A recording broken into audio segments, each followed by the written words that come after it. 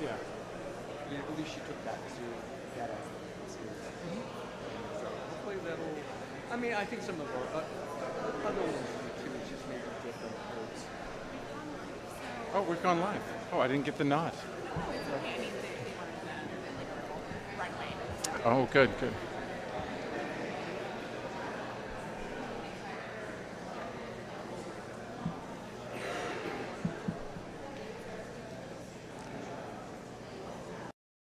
All right. Good morning, everyone. I'm Michael Hall. I'm the Artistic and Executive Director here at the Art Students League of New York. And welcome to In Session, Perspectives on Art School in the 21st Century. This is the first of the Art Students League's conversations on art education that will be running annually. For those live streaming, we are here in the historic League studios in New York City, an institution that hopefully needs no introduction, nor do the institutions of our colleagues here today on the stage or speaking later today. Today we're joined by several institutions who are leading the way in traditional and non-traditional forms of art education, schools, residencies, programs, and they play an invaluable role in the lives and careers of artists. So on behalf of all artists, I want to thank you for your contributions, for the work that you do, and for joining us today.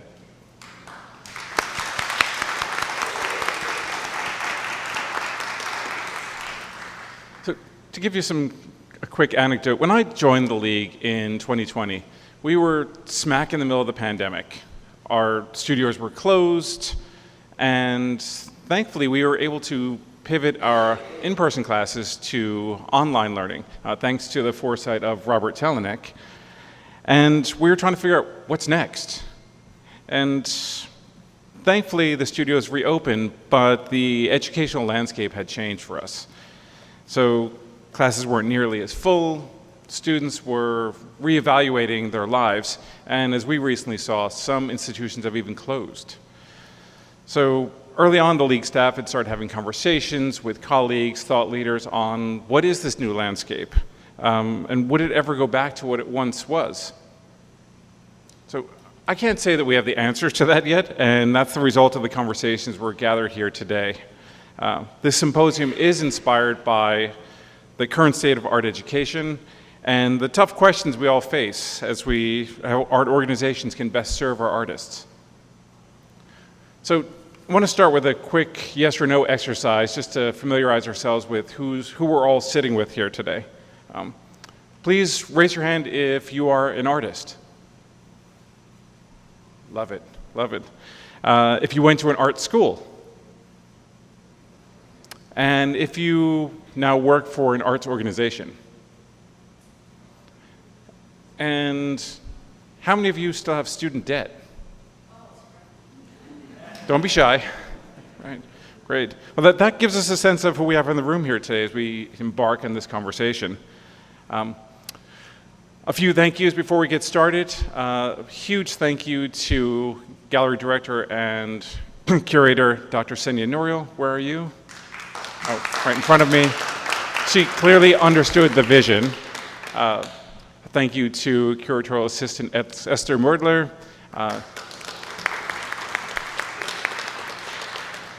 Director of Marketing JJ Lunam and his entire team, who also understood the vision and pulled this together from scratch. And finally, a thank you to our Director of Programs, Robert Telenick, who he knows better than any of us the magic of how the League works. So in the spirit of camaraderie among artists that have inspired our founders to create the Art Students League, and it's the spirit of camaraderie that among art schools and programs and fellowships that make this symposium possible. So thank you for attending, and hopefully you'll follow us into 2020 as the Art Students League celebrates their 150th anniversary with lots of programming, exhibitions, more talks, and see you again here next year for further conversations. Esther, take it away. Hello, everyone. I'm a little short. All right, there we go. Hello, everyone. I wanted to second Michael's welcome to you all and express how excited I am to have you all here today. A couple of housekeeping matters before we get started. Please silence all cell phones. Your blue bracelets, which we gave you at check-in, will give you access to Studio 13, this studio, as well as the reception in the gallery this evening. We kindly ask that you not enter any other studios as classes are in session as we speak. Please be mindful of entering or taking photos as we have live, sometimes nude models, and we have to respect their privacy. And lastly, we ask that you hold all questions for our Q&A at the end of the panel. Our first panel will examine the curricula of programs and different pedagogical approaches from across the country, touching upon the realities of cost and logistics in light of recent reorganization and closures of art schools throughout the United States. We are so happy to have this amazing panel of thought leaders before you, representing many institutions from across the spectrum of American arts higher education. If you would like to read more about your speakers, please see the QR code on the bottom of your schedule. And without further ado, I'm pleased to hand things over to our moderator, Ben Davis. Can you hear me? Yes. Okay, well, yeah, you can applaud. You can applaud. Yay, Ben. Thank you very much. And thank you all for being here for this 2-hour panel on art schools at 10 in the morning on a Thursday. I mean, it's very impressive to me, and I have to say, I'm floored by the response to this panel. Like, there's been a lot of interest in this day of talks and in this particular talk in particular, and that itself really kind of fires my imagination. I mean, I think that the title of the panel is Degree or Not Degree, and I think something about that question really taps into something important for people. I can attest to this personally. When I posted about this online, I got an unusual amount of feedback from followers, people saying, passionately denouncing the degree, the idea of an art degree, saying like, don't get one unless you come from generational wealth. And people equally chiming in saying like, make sure to say a good word about institutions. Institutions are important. We need to defend our institutions. And I think we are at a tremendously unsettled time, and a time of rethinking what it means to be an artist. I mean, we all know, because as we saw just now, most of us are artists or engaged in the arts or engaged in teaching art, that we all know that, from a certain point of view, contemporary art point of view, everyone can be an artist, anything can be an art in the context of institutions. So I think that we're in a moment when institutions feel a little frail. There's a tremendous hunt for alternative models, and people are really asking, like, is this the way to do things? Are there other ways to do things? And are there things worth saving, that are going away? So we really do have a rock star panel here, panel here. 2 hours seems like a long time, but I guarantee you it's going to go fast with people of this caliber. There's a lot to talk about.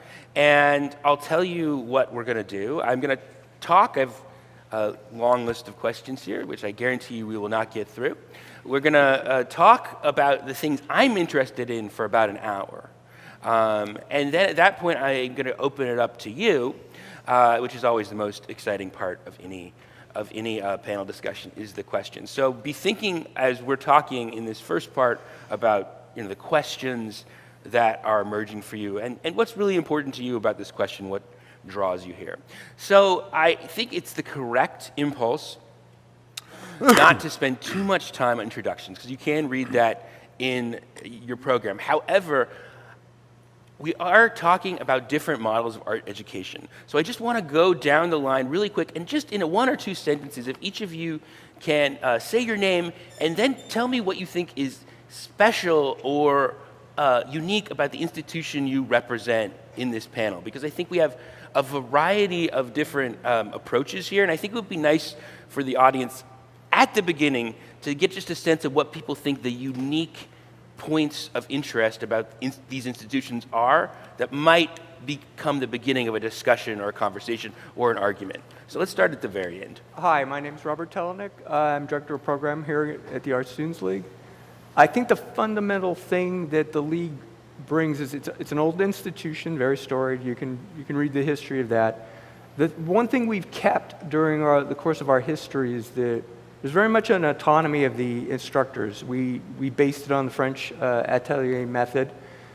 But in our case, it's actually more than that. It's a collective of ateliers. So each instructor has an autonomy of how they want to proceed through their class and teach their class. The other main thing that we bring is a lot of studio time. We run, this class in particular is 5 days a week for 3.5 hours. We're very affordable, and that gives people a chance to really work on the process of art, actually do the art itself.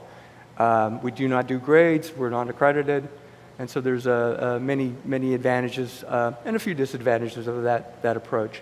But it's really time in studio that we probably treasure the most. Okay, that's great, and let's keep it even a little shorter than that. Sorry. Okay, my name is Adama Delphine Fawundu, and I'm working the MFA program and the undergraduate program at Columbia University. And I'll talk about our MFA program. Something that's unique about it is that it is relatively small. Just for example, within our photography division, there are 8 MFA candidates. And so it's definitely introspective, and you are surrounded by artists every day, and speaking to artists so much. Like, you have so many artists in your studio from outside of the school. So for example, we have a visiting critic program that we are inviting different artists to. We have mentors who are, you're in conversation with mentors, you're in conversation with people, curators, you know. But one thing that's unique is that you're within a research-based institution. So the idea that an artist can collaborate with a biologist is not something that's so far-fetched, which has happened within our program. So you have so much room to think about yourself as an artist in an expanded way, just because of all of the things that are happening around you. So I'll end there, but yeah, it's pretty dynamic in that sense. All right. Doug. I'm Doug Ashford. I'm professor of art at the Cooper Union. The reason I emphasize that I am a professor of art is because Cooper is unique, obviously for its historical record of trying to offer free education to everyone, which we have failed at because of maladministrative policies, but we're trying to get back. But the reason I emphasize that I'm a professor of art is because Cooper is unique in that we do not have majors, that everyone who teaches there is teaching towards an idea of an art that is yet to come, using medium-specific contexts of expertise for sure, but my students are not necessarily specialists in anything. They're just meant to, change the future. Dushko. My name is Dushko Petrovich, and I am a professor of visual and critical studies at the School of the Art Institute of Chicago. And I think the School of the Art Institute of Chicago, it's the largest art school in the country. So we have about 3,500 undergraduate students and then about 500 graduate students. And we have 40 programs. I'm not sure if they all grant graduate degrees, but we have about 20 MA programs in the arts and about 20 MFA programs in the arts. So I think the unique thing about SAIC is just that size and then the variety of degree programs that are available. And I directed last year the largest MFA program actually, which is the low residency MFA program, which surprises people sometimes that that's the largest one, but it is a program where you don't live in Chicago and you only come at the 6 weeks for the summer and you complete the coursework online for the rest of the year. So. And I'm Patricia Cronin. I'm a distinguished professor at Brooklyn College, a public college, one of the four-year senior schools at the City University of New York. So there's 25 campuses throughout all 5 boroughs. A public institution because that's where most people who live in the United States and go to college are educated, at public universities. It's a joint studio and art history department, so we're teaching alongside art historians. So it's a very good grounding in the history of the field everyone wants to join. We have BAs and BFAs in studio art, and then there's an MFA program, also quite small, anywhere from 8 to 15 people in a class.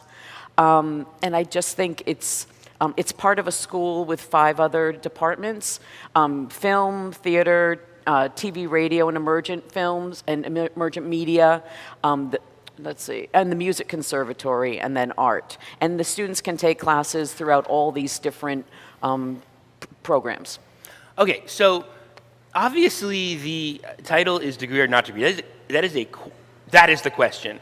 And which means it's a question. So it means that the value of a degree is up for debate. So, and I was surprised when we did our pre-meeting for this, where we all met on Zoom to talk about it, that you all, as professional educators, people think about this, all share a certain degree of angst about the question of the art degree.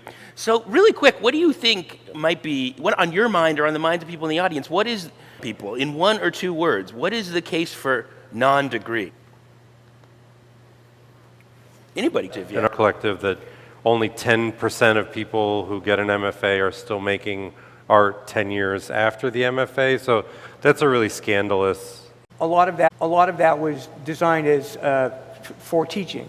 So it depends on, you have to separate it. Are you a practicing artist? Right, that's something not everybody knows, that an MFA didn't always used to be considered a degree to become an artist. It used to be a degree to come to teach art. Correct. And I don't know if institutions still do that. I suspect if someone's got a big enough reputation, they would take them on as faculty. But that certainly, and when you get into the realm of like if you're going to teach in the public high schools or whatnot, you definitely need that degree. Yeah. So that's the, you know, to me, all that debt for an MFA, I didn't do it. I couldn't see it. I have a master's in another thing, but I could not see doing that because it made no sense. There was no path forward that was guaranteed. And I don't know if you did statistics back in 2016 where a good chunk of the successful artists were self-taught. That's true, yeah. I don't know if that's probably changed. It wasn't that long ago. It was less than a decade ago. But yes, I did an article that's probably referenced in the notes about is it worth it to get an MFA, or do you need an MFA to become an art star? Some title that I didn't choose. And it has graphs in there about what percentage of people who have an art career have degrees from what universities and so on. It very steeply favors the most prestigious programs, which we'll talk about in a second. But also, I believe that the single biggest category of artists on that list, which are Gen X and millennial artists essentially, was no degree. That's correct. Yeah. Any other cons? I think it's interesting to think about also what is the end goal and what are you considering a career in art. There's so many different types of artists, and for some people it may be, I want to get an MFA, and I think it's really important, you know, something that I noticed during our application process is that the artists are getting younger and younger, and that is sort of a red flag to think that you come from an art school undergrad and then you have to go to an MFA program in order to succeed. But what happened to that, especially if you're coming from like an undergraduate art program, what happened to exploring the possibilities of what it means to be an artist, what type of artist you want to be in the world? You know, there's the ones that go straight to the galleries, there's museums, there's public art. There's so much that you can do with art.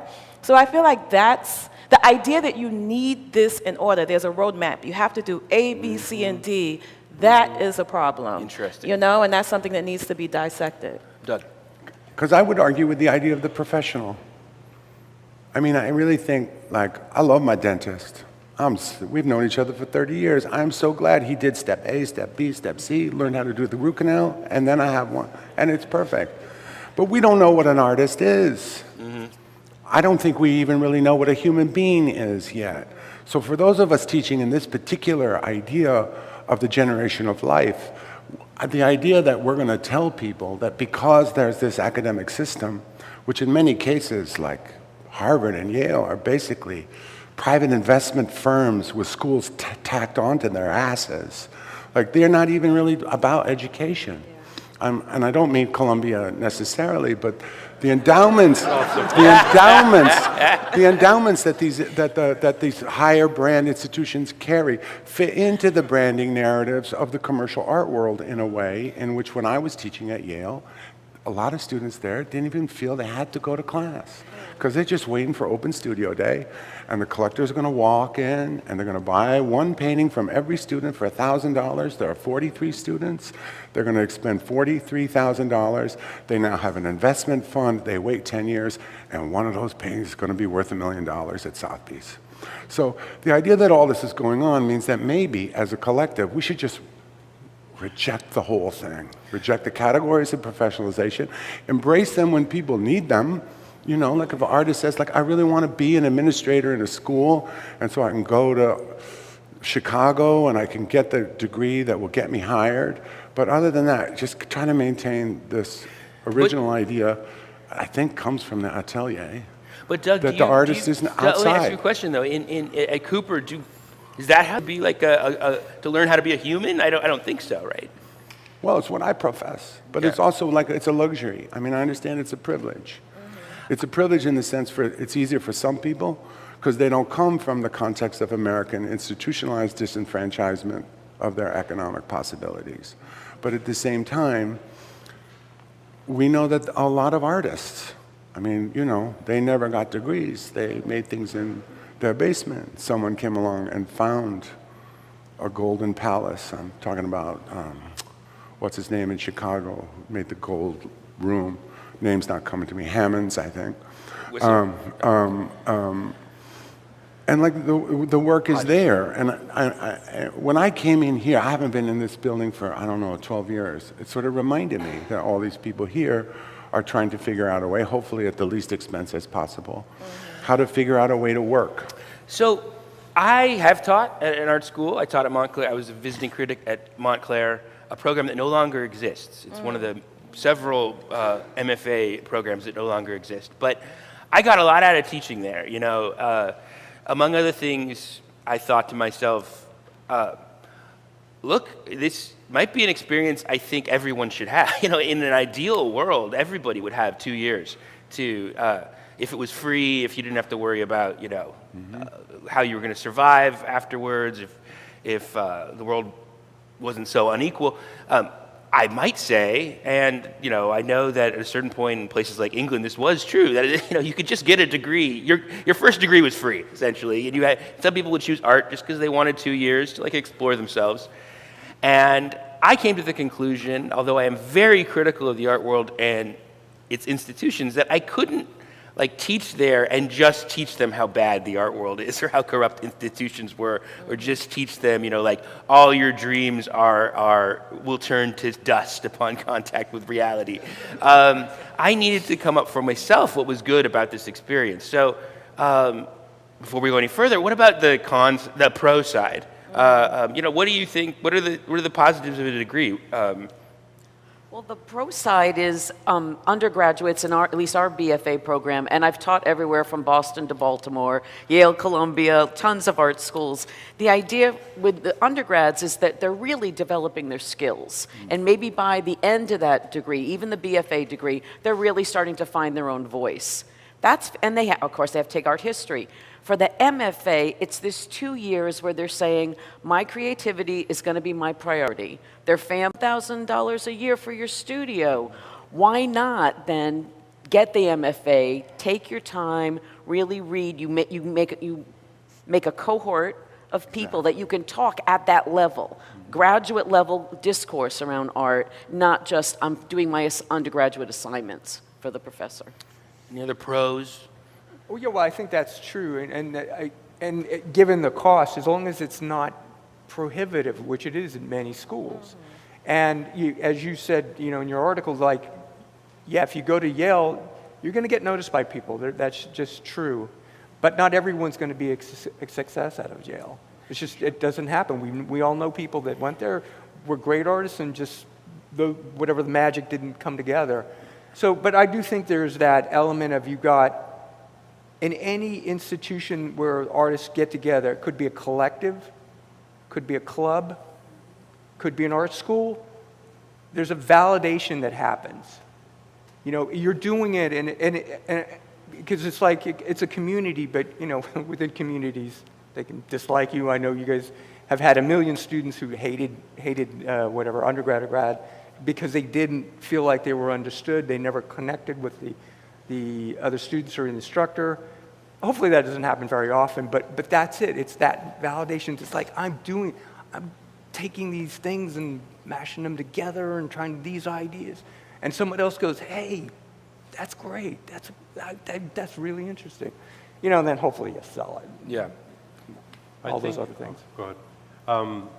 For me, I think talking about the graduate level of it, I think the key idea for me is the idea that you're entering a field of inquiry at a very advanced level. And if you do it correctly, say you're interested in social practice, or you're interested in feminist art, or you're interested in, contemporary photography, or whatever kind of thing that you're interested in, if you make a good decision about the right program to go to, you will enter a program where you have faculty that is very advanced and doing great work in, as Doug was saying, figuring out what a human being is. And you could work with that person or those people for 2 years. Right? About how you can shift, how you could create something new, how you could imagine a future that seems unimaginable, right? And artists, at the core of being an artist, at least what I believe, it extends outside of making pretty things. It's about, we want to deal with climate change. We want to deal with sexism. We want to deal with all the isms. We want to change, we want to flip the script, right? And how do we do this? How can we do it, right? And I feel like that's the plus. Mm-hmm. When you meet someone in Brazil who has the same idea, and then you learn about what the political system is there, what's the political system in Cuba, what's the political system in Spain, and oh, really? So what can we do together? Mm-hmm. So I think that's a good thing. Doug? Well, I'm so happy to hear all this, because I didn't go to graduate school, and Cooper doesn't have a graduate school.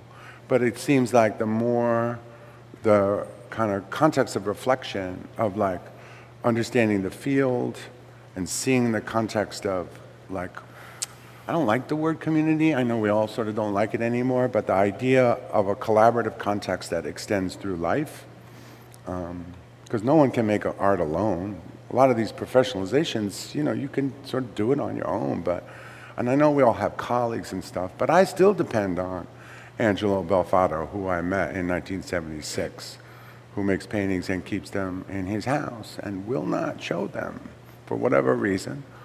What's my point here, though? My point is that I want to maybe we'll have time for this later, sort of emphasize the political aspect of this.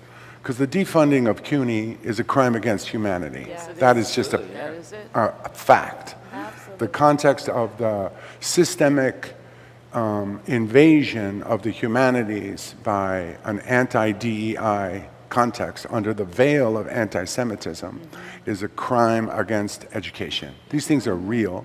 They're happening now. People are getting fired. Cooper Union fired one of our adjuncts over something that they said. And they do work about the Bronx. Like, there is, I think, a context now in which the collaborations between us all of us as professionals, need to be figured out in a way in which we can defend the territory that we know will provide the understanding that no one makes art alone. Like, we know that because we didn't do it, but it's just going to be harder and harder under this veil of professional goals and all this other stuff and the financialization of art for us to keep this thing going somehow. It's a funny thing because I do feel like art school somehow does tend to focus on building an individual brand, but what I've found coming out of it is that like really having a cohort community, being able to build stuff is one of the things undersung value, particularly in a time as isolating and it's expensive just to live in New York. It's not like the 70s where you can live. Really quickly, this brand thing, this is a lie. It's a lie, and the students who are coming so soon because they're following through and they're waiting for Werner or someone to tap them on the shoulder.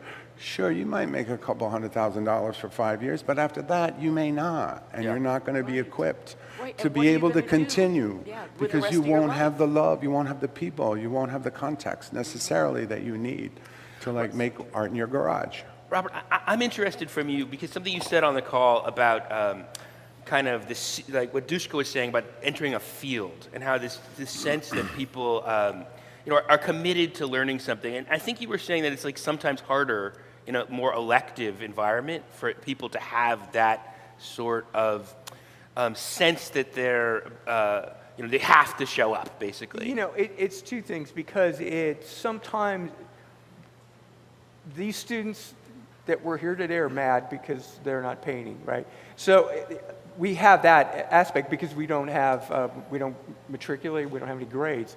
So they want to be here, but sometimes they can get too comfortable.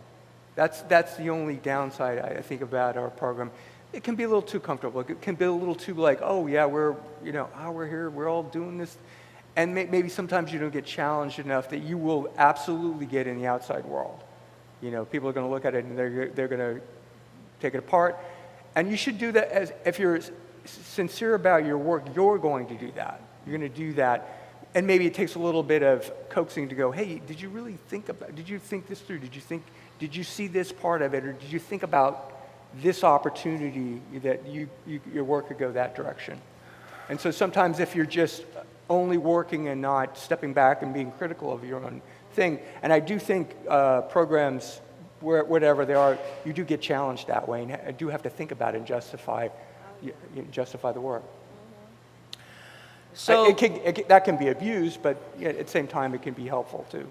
So I think we need to talk directly about the money thing. I don't want this to become entirely. I think that's the angst about money is extremely on people's minds.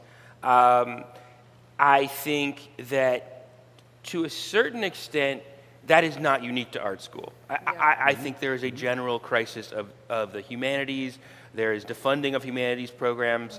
There is just the general splintering of society where I think young people feel like they need to shape themselves for success. There's less room to fail. So anything humanities coded is has less and less support. So I think there is a dimension of this that's a much larger thing than this panel or this conversation.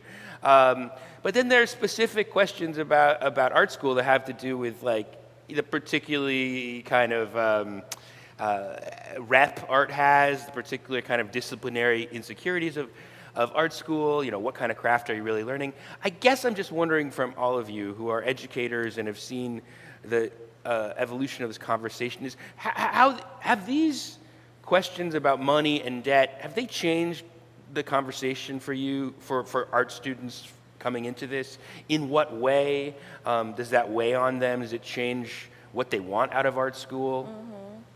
I've seen over the years more questions around that seems like direct transaction. Like, I need this, I need that, I'm paying all of this money for this school. And you can't blame people, But I have seen that, or this anxiety around what's going to happen after graduation, who's coming to the thesis show, that type of thing.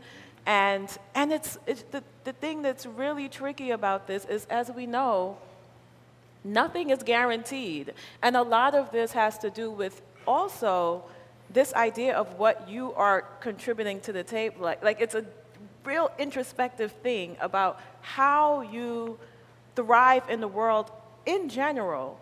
What your trajectory is has everything to do with you, and how it's just something that happens, right? So nothing is absolutely guaranteed, even though at our thesis shows, all types of gallerists are there, curators, everyone comes to Columbia thesis and first year shows. But I've witnessed people say things like, I didn't sell my work at the show. What do you mean sell work at the thing? You don't want to do, you understand what I mean? And so I know, I interfere when I'm having these conversations, listen, be careful. You also have to be aware of people who are predators. You know what I mean? So yes, those questions and the level of anxiety increases as tuition costs increases. And I will say that as faculty, we are at a shift where we have a new dean, and we are actually rehiring new development people. And one of the core questions and needs and wants across the board with the School of the Arts, whether it's visual arts or theater or film, is that we need funding and these degrees need to be subsidized. That is that's coming 100% from faculty. And so we are hoping for a shift over the next years because it's necessary. So, but you're saying that it's affected students' expectations and demands, but it sounds like in a way that's harmful to even the goal of the program, which is to make good artists theoretically. Yes, Because absolutely. it's less like becoming expressive, digging into yourself, and it's more like what will sell to at the to core people. of our program, and I just had a conversation with the first year who was wondering about the size. What size should I? No. What's going on in here? At the core of our program is making the work. What is the work that is important to make to you, not to the industry is going to shift every 2 seconds, right? But it's really about what are those hard conversations that you have with yourself, and what's happening in that studio is at the core of what we're doing. And again, not in terms of selling and all of that other stuff. Well, as I'm interested, if anybody wants to speak up for professional practices class, I mean, when I was teaching at Montclair, it was just at this moment when there was a lot of demand from parents and from students for like, I'm not being prepared for what happens professionally after this. So there was So I guess I'm just wondering. There's a real tension there because on the one hand, it's like, to a certain extent, not talking about that is kind of like assuming everyone just figured it out, and it's not a question on people's heads and in people's heads, and to a certain extent favors people who have some kind of cushion or wealth where they are connections that figure that out for them. But at the same time, yes, the specific demand to think about it in this very specific way, it has a lot of limits. So if I could speak as my grad student self, I remember that was like the pink elephant in the room, right? Right, that's right. You didn't ask all of these, but we had a professional practices course. And I want to say Jackie Battenfield, I don't know if you know her, but she was the best. And taking that class completely changed my view and everything. It was such an important class to take. It is always a elective that's offered within our program, but so there's that thing, you know what I mean? But I think it could get tricky when you are constantly focusing on this thing. But I think it's necessary, though, to have a professional practices course. Yes, we do. We do that from time to time. It's just that we have a scalability problem here. We have, any given month, we have 2,000 students. How do you narrow that down and get the group that really want to do it? Because, with art, a lot of it's not that surprising. It's just behaving in a professional manner and treating people with respect and dignity. And sometimes artists don't do that. Sometimes they kind of get too, the bohemian comes out a little too much and expect like, oh, somebody come do this for me. It's like. Other thoughts on this question? Yeah, I've taught a lot of professional practice stuff over the years. I think for me, I'm always interested in getting into more specifics and real world things, So one of the things I hear kind of hovering over this conversation is like the sort of stratosphere level of the art world, like super famous artists with a lot of money and never-ending fame and prestigious institutions and things like that. And a lot of times there's a kind of bait and switch, I think, between graduate school and that. Like, we will get you on the superhighway to this kind of stratosphere level, which I don't think is correct, obviously. I think that's a false advertising. But I do think that there is a question of access, like you brought up. Like, for a lot of people, a graduate program or an undergraduate program is a kind of status and class access that they would not receive from their family or their background or everything like that. So it's a really required thing, and I think it should be taken seriously. And it also depends on what everyone's goals are, right? Because you can't have everybody be in the stratosphere of the rich and famous artists, but there are a lot of really interesting artists who make it work, who pay their bills, who have an audience, people on the stage included, that is a mix of an income from a job, maybe something from sales, maybe some writing, I don't know, so people put those things together. So I find those kind of classes really fascinating because it's kind of where the rubber hits the road in terms of like, what do you really care about? What can you really do?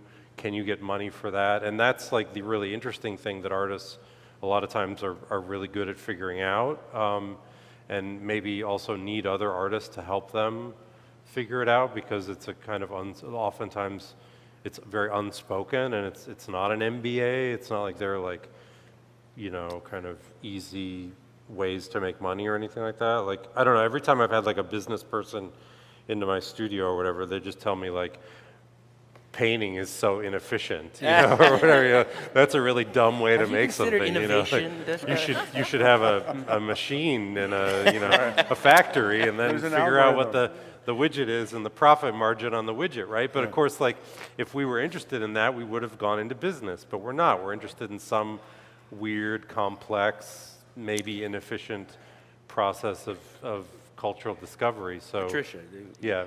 Yeah. I'm having a lot of thoughts because this conversation is so fascinating.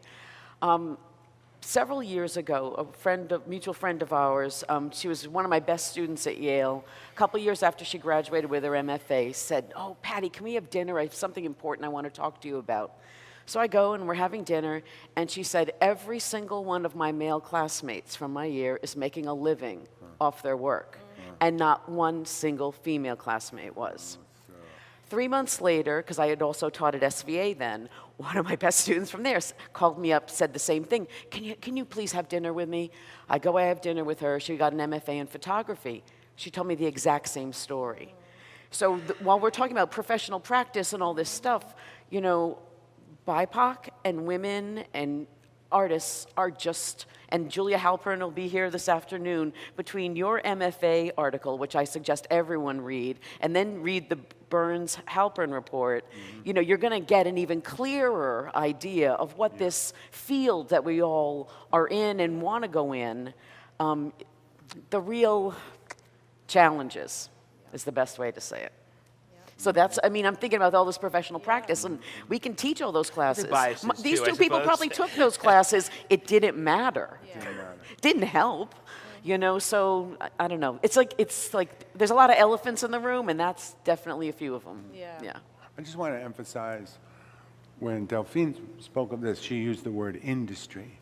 And I've never taught one of these classes. Cooper's all undergraduate. I've talked to many students that I'm still in touch with as they go through graduate trajectories or not, or whatever else. But I think a lot of people, in relationship to this term, the field, too, realize if they can really like concentrate on it, that the field can be expanded. And so the idea of industrialized, or I mean, I'm thinking like Frankfurt School people, like that on a culture, the cultural industry is essentially repressive, right? And but there's a repressive, but there, at least of the imagination. So then there might be a way where, as you learn more about it, you learn ways to make different ideas of what it could be. Right, and that's going to be so different for every single artist, Yeah. because everyone's work is so different. So a kind of cookie cutter mentality template isn't going to work, because we got to figure, you know, we're going to bump into walls all the time. Do you bring a ladder? Do you have to dig under it? Do you have to go around it? Like everyone's got to figure it out. Absolutely.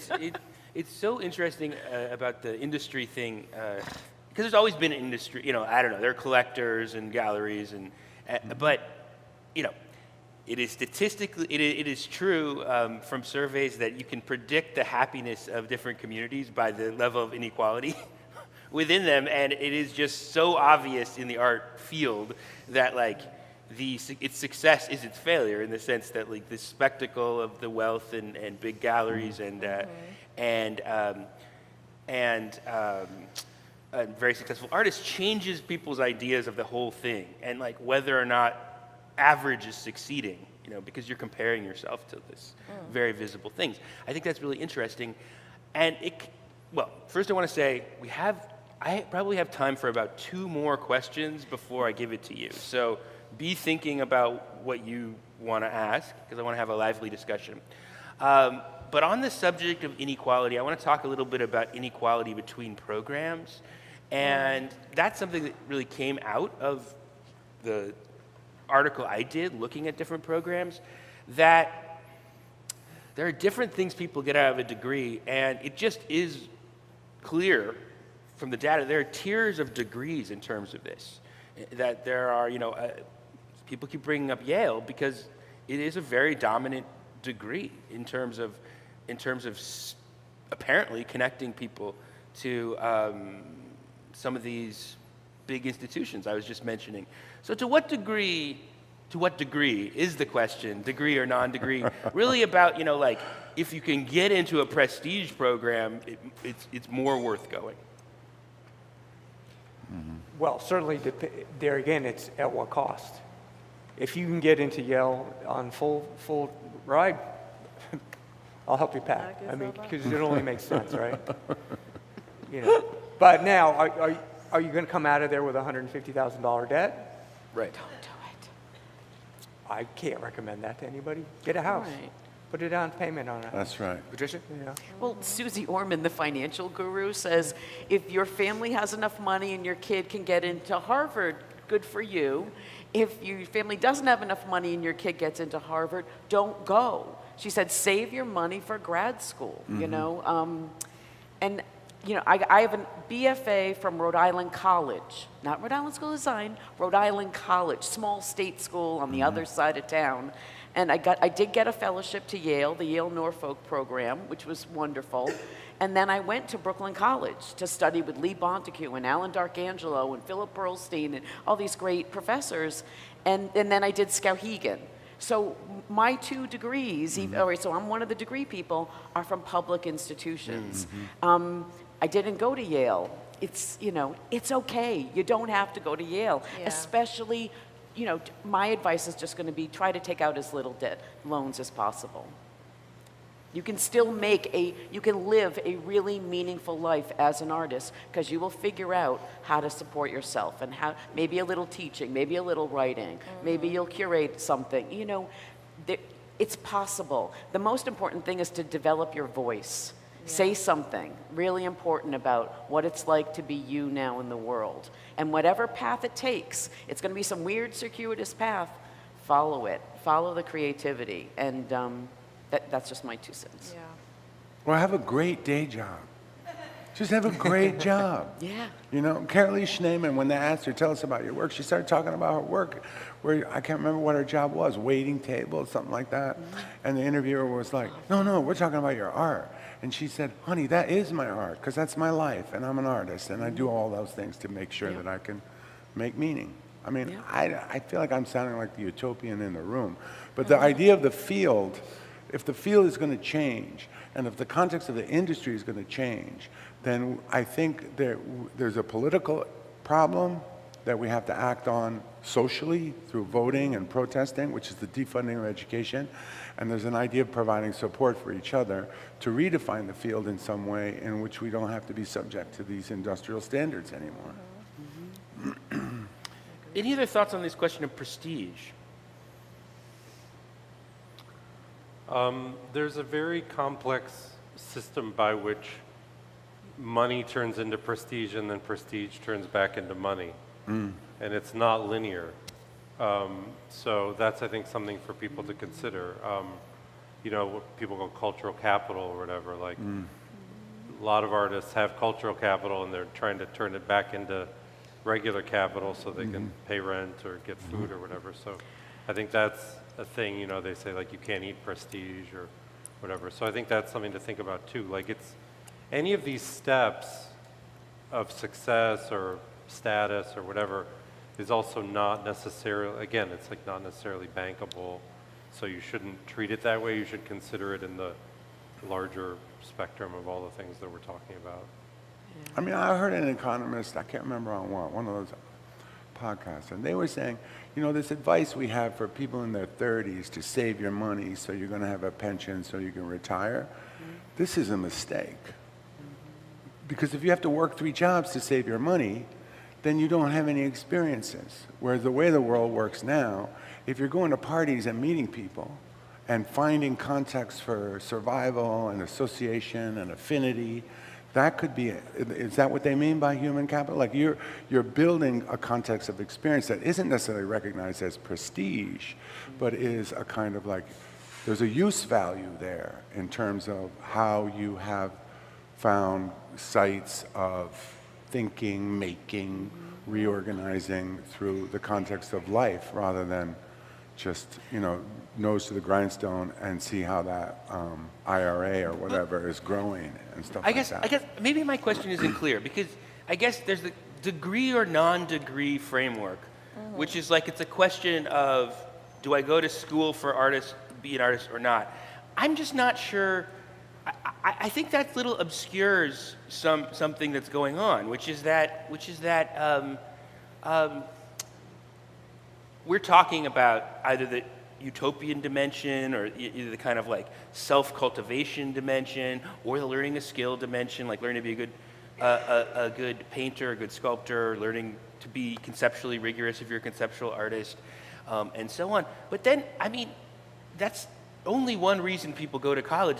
There's a brand that people are buying. I mean, and they're not all brands are created equal. I mean, they're in fact very, very unequal. And I mean, Columbia is one of those big programs. So is Cooper. So is SAIC. I mean, to what extent is that part of the pitch for your program? Yeah, I mean, it's an Ivy League institution, right? And so you're in this place where, I don't know. Okay, it's one of those things, right? I have children who are all grown people. Like the oldest one is 27, 24, and 20. And I knew that regardless of which institution they will be going into, it's not about being institutionalized. It's about knowing what's going on here so that you can navigate this world, because this world is filled with institutions. So there's a thing about prestige, but are you being prestigious and following the prestigious route without having a sense of values? Like, what are your values? What are your core values? And so it's important to understand what that is so that you know what you're getting into and navigating it at any cost. Being in this body, that I have to do that. It's not even a choice. I cannot be what this country says that I am. You know what I mean? I can't, so I'm navigating at all costs. So because I come with that lens, if I'm talking to people who want to come in, I'm hoping that they have that. I'm not saying be here because you're gonna, this is the thing. You have to know, you have to know what's going on here. And I don't know how to break that down. It's a slippery slope. It's all types of things. There's no, so yes, you are gonna have access to a research institution, and institution is all types of things. There's problems with that, there's great things with that. It's like, it's not one thing. So you have to know what you're getting into. You know what I mean? So, and it's a choice that one makes. I went to Columbia, right? But I went to Columbia as an odd student. I am not the blueprint of who comes in there. I never went to art school. I am a self-taught photographer. I had all types of experience. I worked 10 years in public schools, as we were talking. So my perspective in that space was not like the average peer. I grew up in New York City. I know what it is to be someone who's a child of 2 immigrants from West Africa. You know what I mean? I come with this whole thing. So when I went into that institution, I knew what I was getting myself into. And somehow I was like, and I'm not going to owe a whole bunch of people money either, right? So I had to figure things out in the most creative ways, and a lot of faith went into that, and somehow things happened, right? But that's my story, right? And that's just how it happened for me, So did I have a great experience there? Yes. Were there problems? Yes. Would I do it again? Yes, right? Is it a risky thing? Yes. You know what I mean? That's just my honest view. Yeah, and I'm teaching there because there's a certain thing, there's something in me that's like, okay, yes, you need to be here and do what you can do with this group of students that you're meeting every year. Be honest. I am honest all the way 100%. When we're in the interviews, we're completely honest. Listen, this is the situation. This is how, it's always down to the financials. This is what you're going to get. Are you sure you want to be here? It's interesting because there's this flip that happens, right? All of these people want to get in. I sit on the photography panel. We take in 4 students, right? and then we have our top picks. We get turned down, you know what I mean? Like now we're like, oh, now can you choose us? You know, there's this whole flip, but we're honest, we're 100% honest with everyone who we interview to come into the school. You know, and we're not discipline driven. It is completely interdisciplinary. You could come in, do photography and paint your whole time there, right? So it is this place for you to do all of these things. It's a unique place, but at the same time, you have to choose it, honestly. So idealistic. I like more.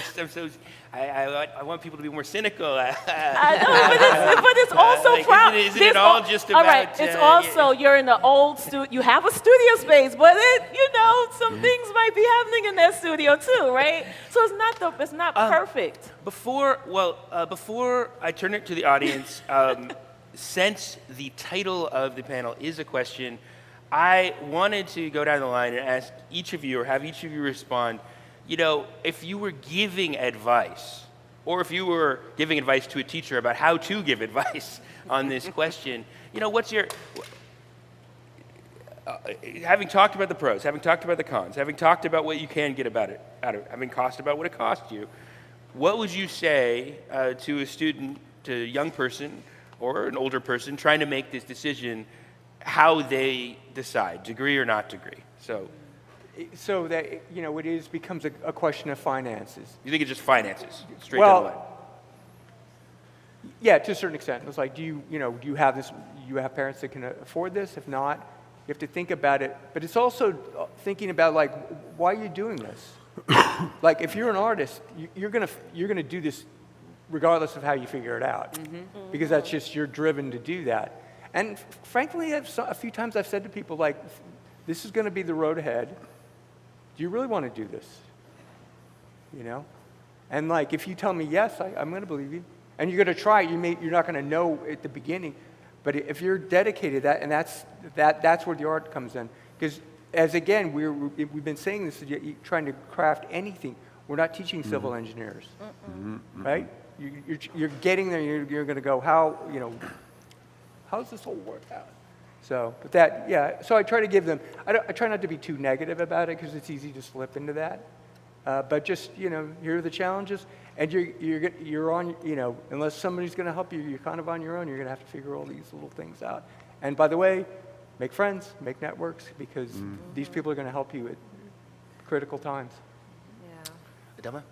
Yeah, you definitely will make the lifelong friends in that space, which is really useful.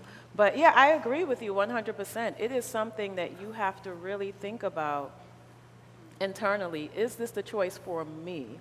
Not because it's the thing to do, not because it's the roadmap, right? Is this a choice? How is this really going to help me and build, and I don't like to focus on just the individual, but like collectively, how is this going to really, based on what are my values, why, you know what I mean? Like, it's really an introspective question. So values, Doug? So because I only teach undergraduates, what I do is the following. One, I talk about the goal sensibility in terms of individual relationships to practice, because I will know that from being in the studio with them over a period of time. Then two, I try to talk about the relationship to institutions, debt or no debt, that are research institutions, because in terms of expanding the field and changing, I have so many direct experiences with people that have been at MBA or Yale, and they met some anthropologist, and it changed everything. Absolutely. Because you all have them there, and so they're there, and that's the crisis or the tragedy of then following this gallery line while you're there, because you close yourself off to a context of discursive thinking that could change your practice. And then thirdly, I do the sort of debt community thing, or the purpose of the degree, as was talked about earlier. Like, you want the degree to be a teacher. Board of Ed don't care where your MFA comes from. Exactly. Just get one. It doesn't really matter. And then context of life, like if you're older and you want to do a low residency program, I've worked in one for 10 years at Vermont College, which I believe was influential to the one in Chicago. They can be life-changing. So it's like, I mean, this is the problem with our title in a way, because it's not just degree or non-degree. It's what is the degree for and who are you? Yeah. And that's a difficult and complicated discussion. But it's just situational, like so many other things. It's You true. figure it out. Just go. What Doug said. Okay. But I said what you said. Yeah. So it's cost, values, Yeah, community. there's a lot of Yeah. variables. What Doug said. Variables. You know what I've been doing when I have friends, because a lot of people have been emailing me, oh, I'm interested in getting an MFA. First, I ask those questions, but then I also refer them to that big list. Like, because of money, there's a whole list out there of free MFA programs, and some that even offer you stipends. And the interesting and I say research all of those, right? Because a lot of people want to, so I'm like, compare, like, who's there is a very big thing, right? Teachers. That's who one are we the haven't talked about. faculties? What are the values of the program? Because there's this whole thing about shaping people into this thing that you're supposed to be, right? Goes back to institutions, but we live in a world of institutions, right? Whether you go or not, there are other institutions, whether it's the corporate institution or the social media institution, right? You know, when we we didn't get hit on the alternatives, but that is an institution in itself. But yeah, so like to really think about where's this place that you're going into, particularly when it comes to a department, right? Who are these people? Do that real hardcore research to see if this is really something for you. And what I find is that sometimes people that's the reason why they're willing to take that risk with the funds, is they've done their research and they're like, no, this is really what I want. My thoughts are pretty along everybody else's lines. Like, what are your goals, right, for your life and for your work? Who do you want to study with? Find someone that you really want to study with. Don't just go for the name of the institution and the perceived privilege and prestige that goes with it. And is it the right time in your life to go to grad school? It's really, really important. Sometimes someone will try to go right through, and it's like, we know as the professors, we're not their priority. They moved to New York, and New York's overwhelming, and you just got to go in the right time in your life. I always tell my students, listen, I can teach you more skills, drawing, painting, sculpture, whatever it is, and I can teach you better critical thinking, or I can lead you in that goal. I can't teach passion. I can't teach that kind of commitment and obsession. Either you're an artist or you're not, and then you'll figure the rest out. I have 13 questions I haven't asked, but I'm not as interested in myself. So let's start taking questions. One in the front, then you, then you. I just wanted to point out, our student, thank you. Hi, Esther. I get a lot of questions all the time. Should I go for my MFA? Will that help me get into galleries? So our student is a little bit different here, where they have the experience of learning how to paint, through the atelier system. So our advanced students, they're at a point where, okay, now what do? Do I spend that huge amount of money to go to an MFA? Is that going to help me to get into a gallery? So what I'm hearing is like there is no real answer to this question.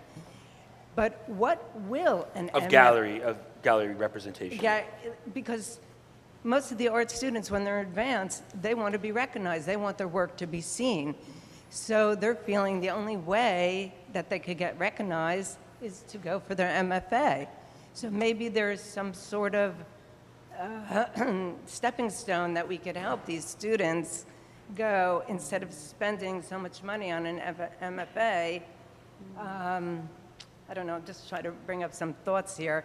How we already have advanced students.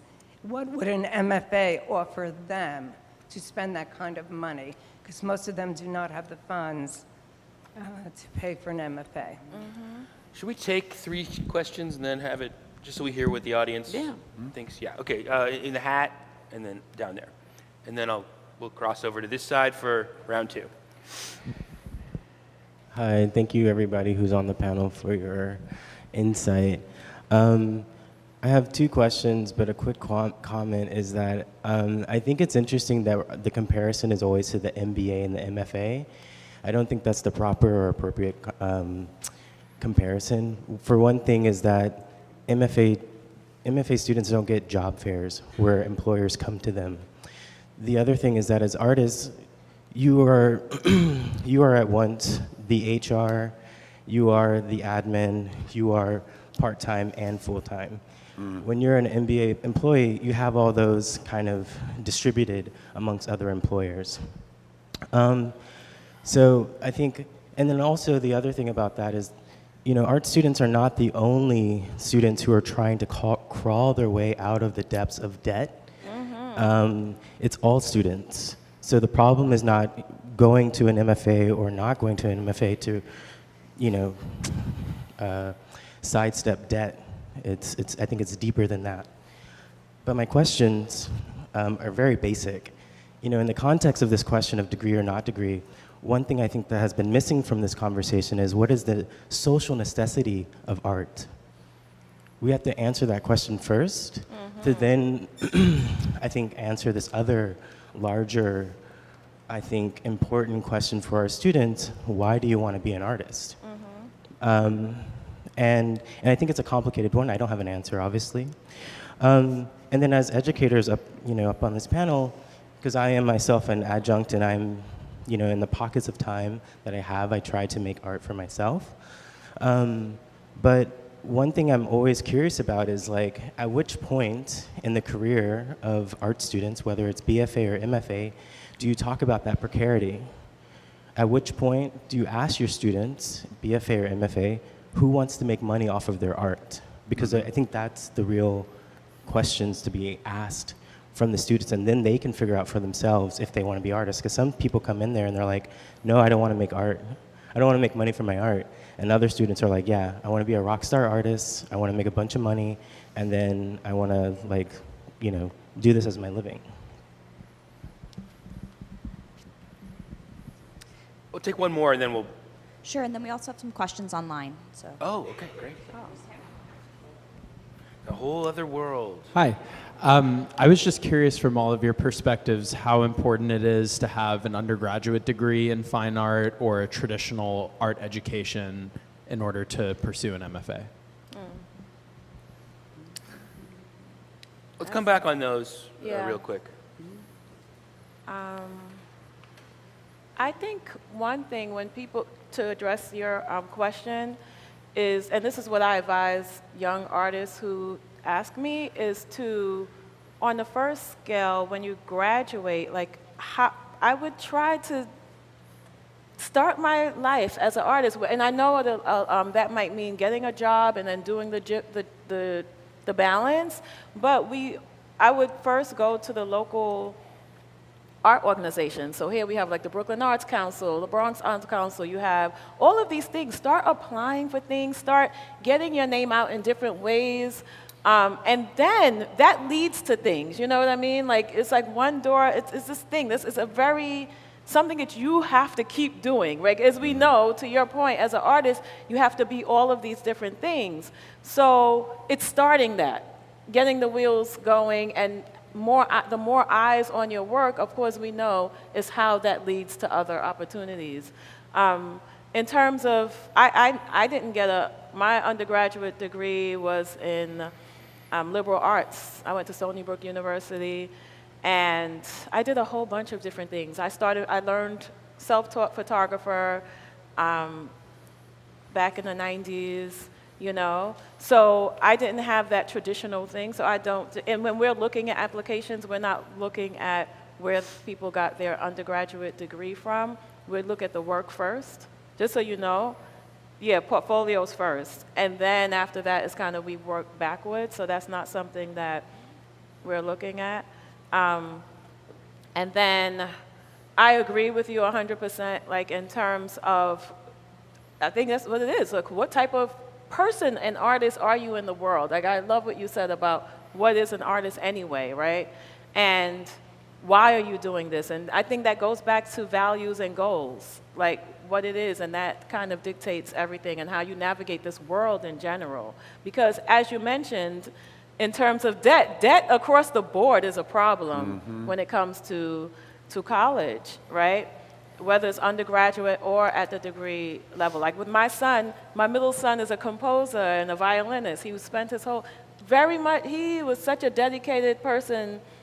And when it came time to, luckily he got a full ride undergrad, and when it came time to do his graduate program, he had that same anxiety and had this decision of facing almost $100,000 in debt. And I said, pause, be an artist for some time. He took some time and he ended up in the DMA program, which was free. You know what I mean? Like, you don't have to rush. Take your time, do the work too, right? And then see how, that part about doing the work and self-realizing things, that's the most challenging thing to do, because you have to rely on yourself. And it's hard, it's difficult, but I think that's where you start. And then you start to think about what it is that what you need afterwards. Other thoughts on these three questions? I would add NYFA.org, New Yes. York Foundation for the Arts. That has, I think, the most opportunities, whether they're jobs, but exhibition opportunities, grants, residencies. NYFA.org, New York Foundation for the Arts. Absolutely. Yeah. Thoughts on question of precarity or question of do you need an undergraduate degree? Do you recommend having an undergraduate degree in art? At Brooklyn College, we don't require an undergraduate degree, just 24 credits, college credits in art, but you didn't need to have a major or a BFA or anything. You just need those credits and a competitive portfolio. Yeah. Just in terms of graduate admissions, it's the same. Like we at SAIC, I think I've done it in 3 different programs. We're mainly looking at the work and the person, you know, as a holistic thing. In low res in particular, most of our people either didn't do an undergraduate degree or they did one like so long ago that, you know, it's almost not as relevant as what they did later. Maybe they were a data scientist or something like that. In my opinion, you know, when you're doing high level work too as an artist, maybe being a data scientist would be as useful as having a fine arts degree in terms of what kind of interesting art could be made, or maybe you're a historian, or maybe you were a doctor. Those are all like very rich kinds of things that could allow someone to make very interesting art. So it's a kind of non-question for us in terms of what the previous degree was. Yeah.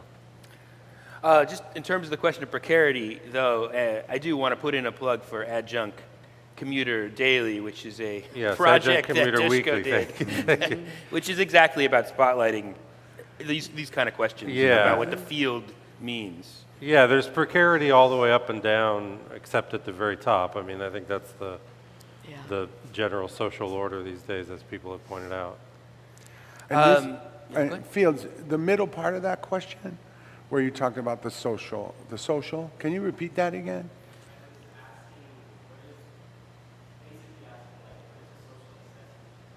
Right.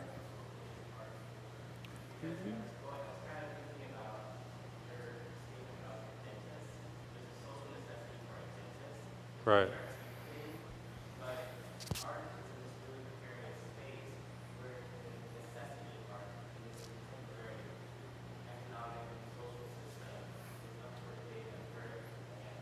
Right. Yeah.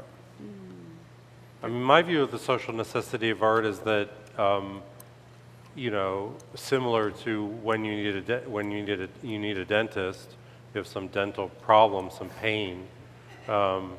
Generally speaking, we all experience many kinds of pain, confusion, disorientation that can be addressed through art. You know, whether that's music, fashion, theater, cinema. And I always try to really be honest with myself in terms of like what music did I listen to when I went through a breakup, or like what photographs helped me make sense of the United States, or like what theater play helped me understand my family.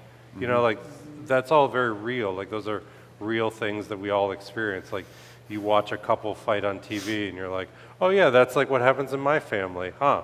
You know, and you reflect on it. You know, so for me, it is sort of similar to dentistry in the sense that like, you know, you have tooth pain or you have heartache or you have social dilemmas. The only difference is that it's the systems of distribution and compensation are totally fucked up, right? So, you know, I listen to Destroyer on Spotify, and you know, Dan Behar is not really getting my money. Spotify is taking all my money, and Dan Behar is providing me with relief from my suffering. You know what I mean? So it's not like when I go to the dentist. Although the dentist thing is probably messed up too, because you pay the insurance and whatever. That's all.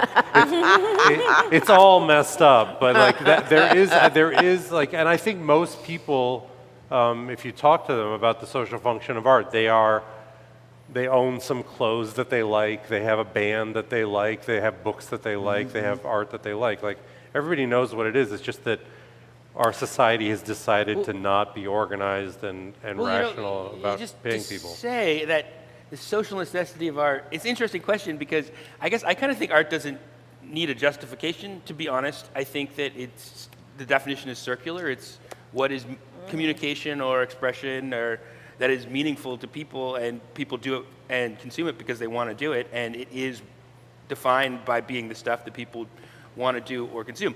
The problem is actually not, it's the social necessity of art institutions. I think that's the contemporary problem, because there is a huge overproduction of culture. You know, there's way more culture than can sustain a market for it. I mean, every second of the day of people's attention, there's some creator vying for that space to capture pennies on the dollar out of it.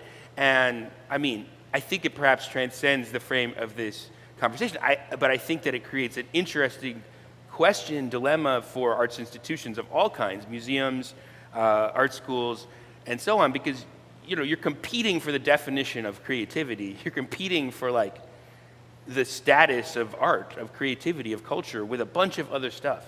And what the specific thing that art schools do in relationship to whatever, the larger creator economy, if that's what you want to call it, just content in general, the hill of content that people are consuming all the time, that is an interesting question. And I think it's part of why the question of being an artist feels so vexed right now, because like people are immersed in creativity and content, and you know, some huge number of young people consider themselves content creators just independently of the category of artist or art. Yeah, Doug. I agree that that is true, but I want to protest a little bit, because the context of what art can do socially is dependent on its ability to be outside of the constraints of the precarity that Fields is pointing out. So as long as we are volunteering, basically, to participate in the relentless affirmational qualities of this creative economy, bullshit, where we're just constantly overrun with this idea that things are great, USA #1, everything is fabulous. The social responsibility we have on the institutional level is to change the economic conditions of those places. I mean, I'm starting to sound like an old school commie, but like, can I say our relationship? If Fields was paid as much as me, we wouldn't have this problem, period. Because we would be able to be in a context of co-active relationships to ideas about the field that weren't continually providing these lies, these NBA. You're going to get in the NBA if you get into Columbia. These lies where people are put in a position of having aspirations that are not really about the social function of art. They're not about that. They're about something else. Yep. And it's fine. We do professional practices, and we can tell them how to fit into all those things, hoping they'll change those institutions. But as long as they don't change, we're stuck. And art is really supposed to be, you know, speaking truth to power. You're not supposed to make pretty things for rich people. Yeah. Like, and this rush to get into galleries and sell, and I want to make money off my art. Adrian Piper said, like Carol A., always have a good day job, because then you can be true to your own voice and you can do some of the things that we're talking about. So I would almost say just forget the gallery thing for now and really think about the long history of art history. Or time it out a little bit. Like you can make pretty things for rich people on Saturday. And then on the holiday, do something else. You're supposed to show them what art... Lots and lots of questions. Oh, so, sorry. Well, I don't mean to cut you off, but wow, way too many questions. Okay, we'll want to make the online viewers feel seen, so let's give them How can institutions, or can institutions, help artists gain back control of the market? Okay. Do Just a institutions simple little want question to do that? about how to solve the problem of the art market. See, I think of institutions as institutions, you know what I mean? So I don't believe that institutions give anything to people. People have to, they have to make the thing, you know what I mean? And I just think that that's just what it is. We got 45 minutes left. Are there other ones online? Great. Okay, we'll throw that into the mix and get here, and then back there. Hi, thank you for this. I direct an MFA program in Massachusetts, and I wonder if this conversation is overly focused on New York. And I think if we decenter New York and the market and the prestige, way more interesting things happen. Because I think there isn't the problem of cultural scarcity in other parts of the country, right? Other parts of the country, people are desperate for rigorous art and cultural discourse. And I think there are so many avenues for people in this gigantic country we have to really have meaningful art lives, cultural lives, transform communities individually if you're in a much smaller region. And so I'm wondering, what happens to this conversation if we decenter New York? And I'm grateful that this place exists. My parents met here for the first time in the 70s. But yeah, I want to bring up and expand the discourse beyond art, and also maybe expand the definition of what artists are and what they do, and maybe that gives them a lot more empowerment. Yeah, just a pitch for Chicago. Let's just get a couple more. Oh no, I'm going to answer this one. Thank you, Ben. We're decentering New York, so you be quiet. One of the things I noticed about I grew up in the Midwest, and I went back to Chicago after living on the East Coast for a while, and to talk a little bit about the market and economics. There are a lot of people in Chicago paying like $350 to rent a room and making really experimental music, and everything's good. The rent is lower, people are nicer. Not everybody's looking over your shoulder to try to make the next connection to get 1 degree more famous or whatever. And there's a lot of really great culture that comes out of it. It's more horizontal. You're not going to get famous tomorrow.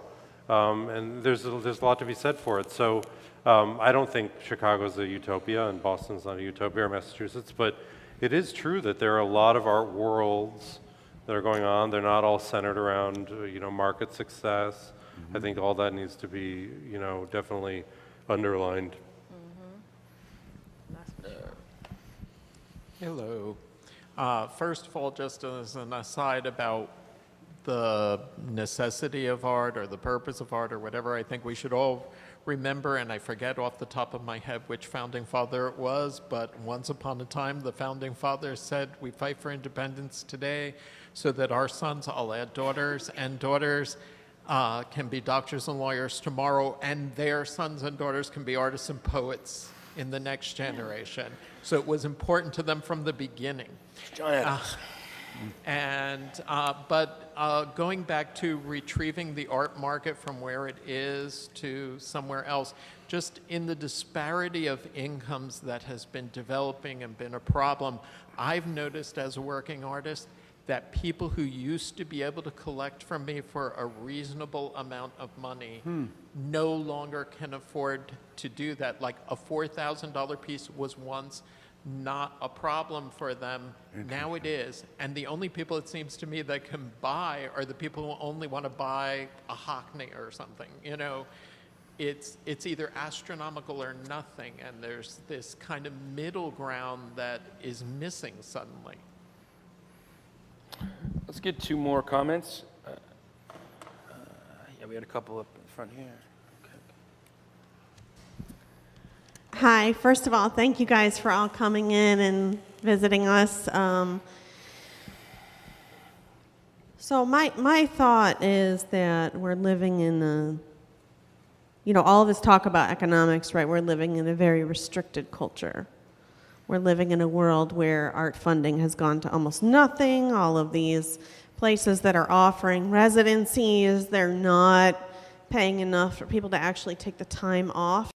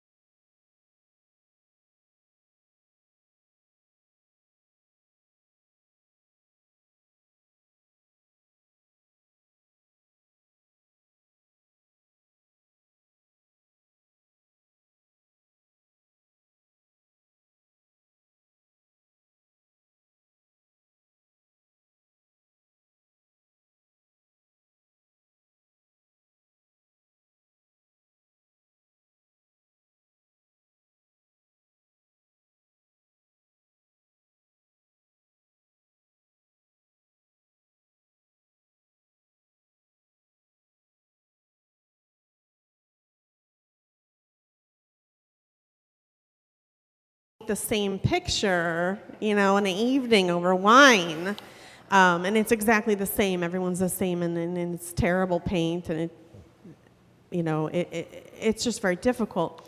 But then I'm having difficulty finding the community, the contemporaries, where to go to school, where to take the next place. I went to Hunter College for my BFA, which was mostly painting, which I felt was very restrictive, on this square rectangle box.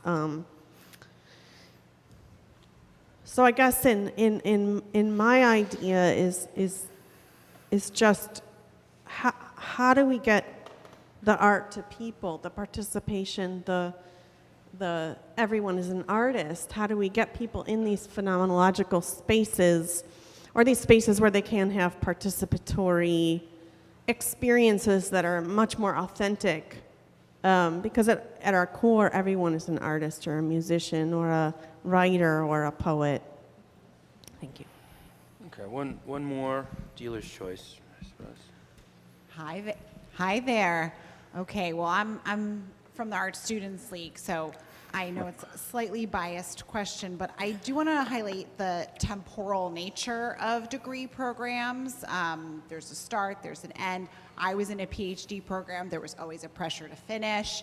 But how does a non-degree or a low residency degree open up kind of new avenues for students? I mean, the perennial question that I'd also love to ask, piggybacking on that, is like, how and why do students from degree programs always seem to end up at the Art Students League, looking to hone a skill or two? So feel free to answer one or both of those. Thank you so much. I always recommend the Art Students League. If we have a, no, I do. If, like, there's a student, maybe they didn't want to get the BFA, they only wanted to do the BA.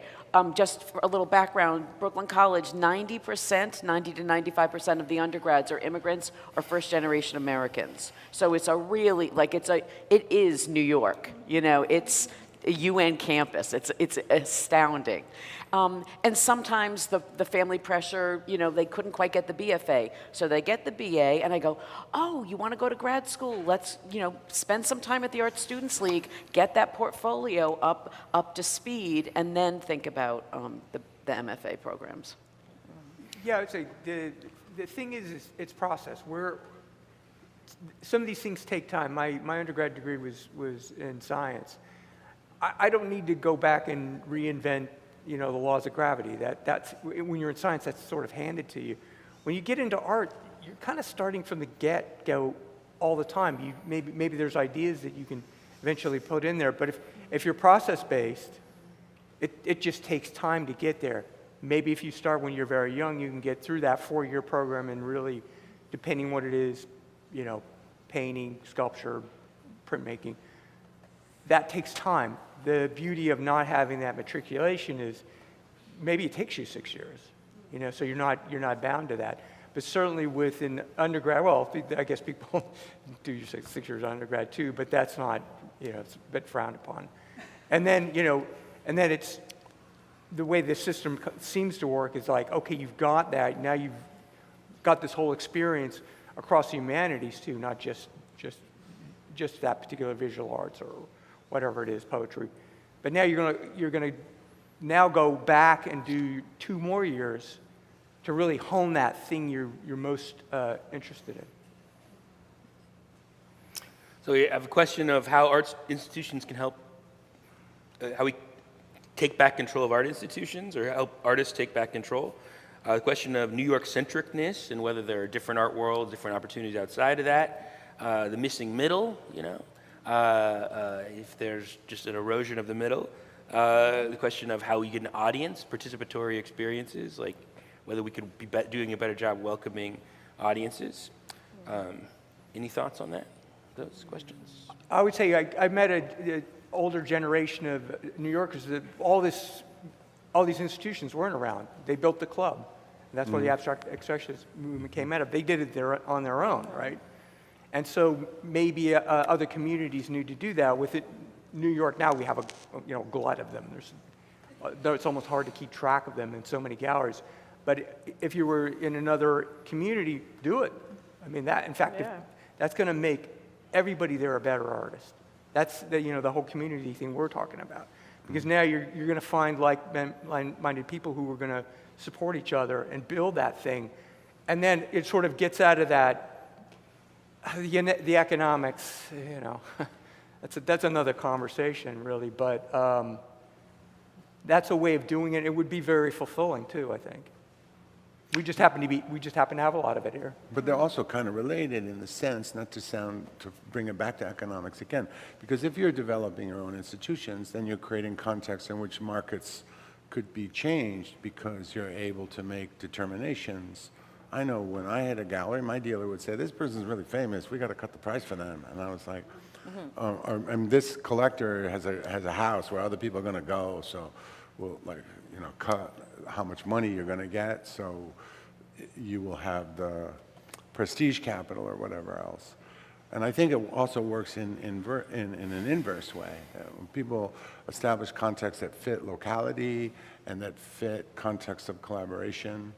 I mean, for me, the educational moment for me is often one of those collaborative things where people realize that this cult of the author that we're still sort of stuck in can be replaced with something else. Will our institutions accept that? It's hard to know. I mean, it happened to me. It was a different particular time in the 80s when group material started, and we were able to produce as 3 to 4 people, often changing personnel, and be identified as an artist. But could we get tenure?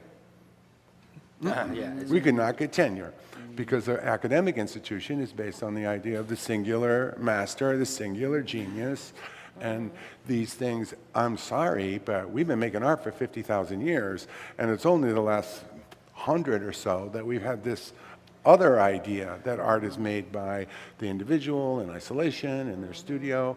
Although I totally agree with the sense that, like, as individuals, we are all understood in this contemporary moment as having individual contexts.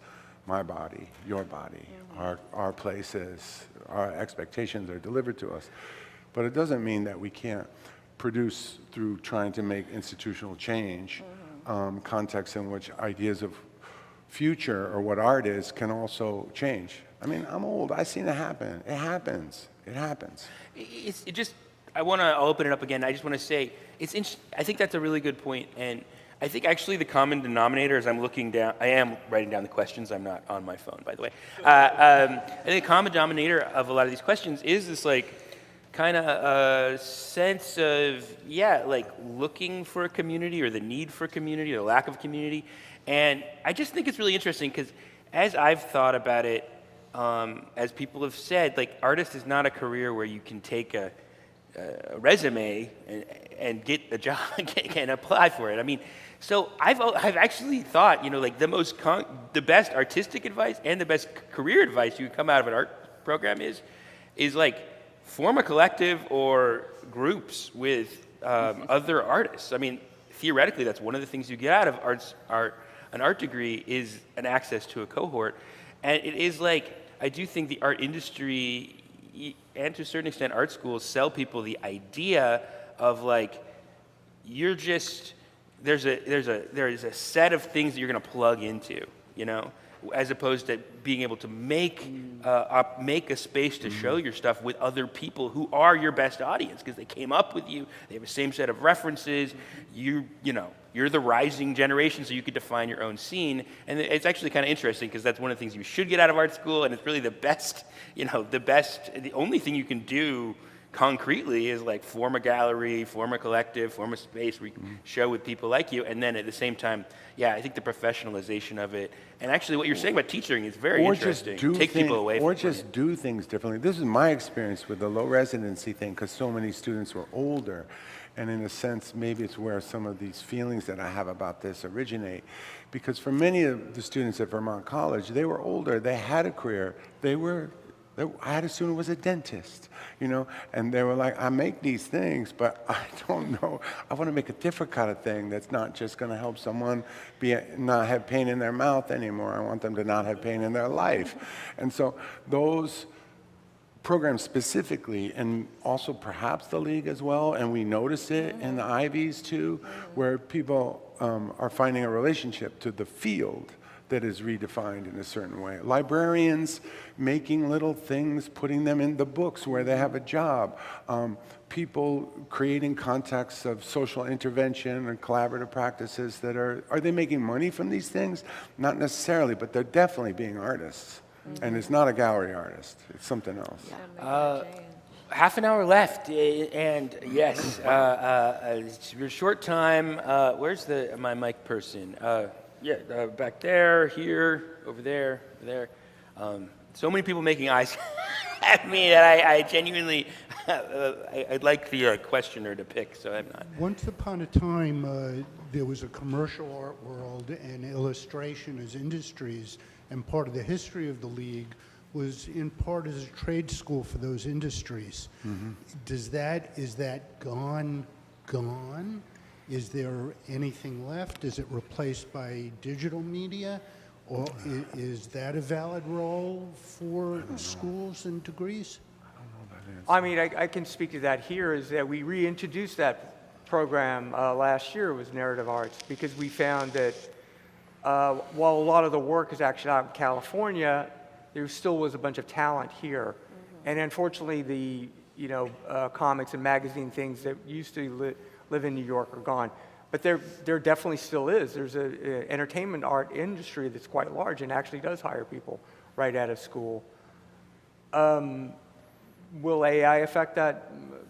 Again, another conversation. But right now, there's definitely, that was one of the reasons we switched, because it was like, well, you have these talented kids, and I don't know other programs probably do have the more commercial art end of it. We don't do like graphic design, which obviously has. We have a narrative art, like not a program, but a kind of minor or whatever. And then it's one of the things I can tell you that's debated very hotly at SAIC perennially is whether we should consolidate all the kind of graphic arts, narrative arts, and illustration things into a program. Right now, it's still kind of disseminated throughout the school, but there are a lot of people that do it. Let's let a couple other people speak. Yeah, sure. Is there a school, not the one you work in, that you would recommend for an MFA degree? And what's better about that school than yours?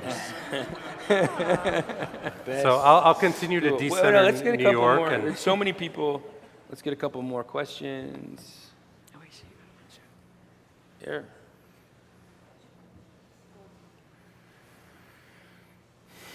I'm a student here at the League, and I wanted to know if you would like to highlight any of your events or opportunities for continuing education for the student who is non-degree seeking at your institution. Is there any way for a non-degree seeking student to benefit from your programs? Okay, great. Over here, maybe. Over here. I'm kind of, I have a couple of thoughts. One is we never ask, what do we need a degree to do medicine, dentistry, they have MBA, right? So it flummoxes me that this is even a question. Art is enormous, and it has incredible social value.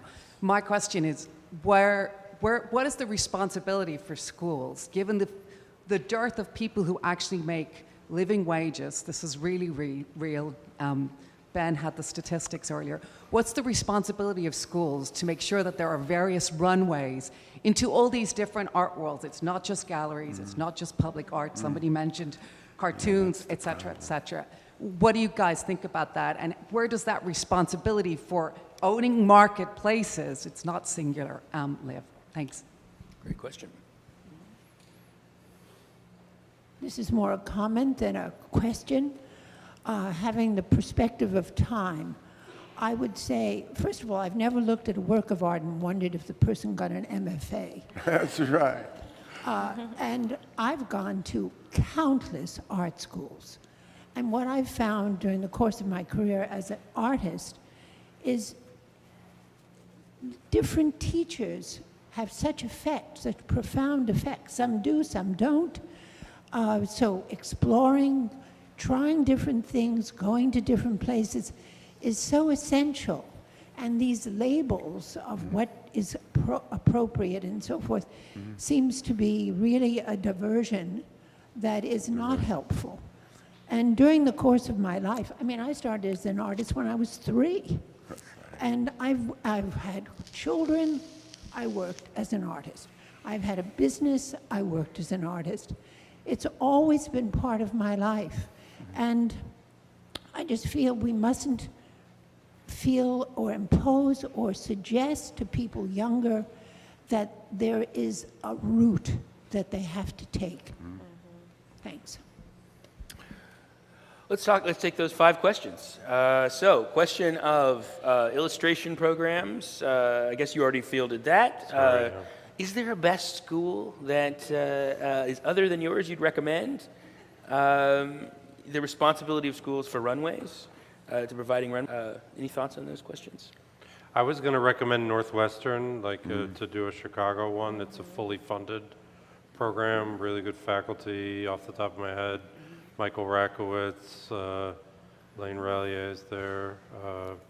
And you in there, I just have 2 there now from Cooper, and you can organize kind of cross-disciplinary master's degrees, which then means have available other contexts of professionalization than the one that's... I would recommend any of the fully funded ones. UMass Amherst has a 3-year fully funded one. Rutgers now, because of the work that the faculty there have done, which I know they're trying to do at Columbia. It's fully funded, you don't pay, and you get a stipend to be an assistant teacher, so you get $1,000 a month. Is Carnegie Mellon also fully funded? I heard. What'd you say? Carnegie Mellon. I heard that it was fully funded. I'm not sure about what is happening at the program, but there's this website. It's Pro Fellows, and it lists all the fully funded MFA programs. So you could. That's why I said before, like it's worth it to go and see who's there, like who makes sense to work with. Because at the end of the day, it's like, is it the program for you? But it's profellows.org, I believe. Yeah, P-R-O and then fellows. Even if you Google that and free MFAs, it's going to pop up, and it's a whole list.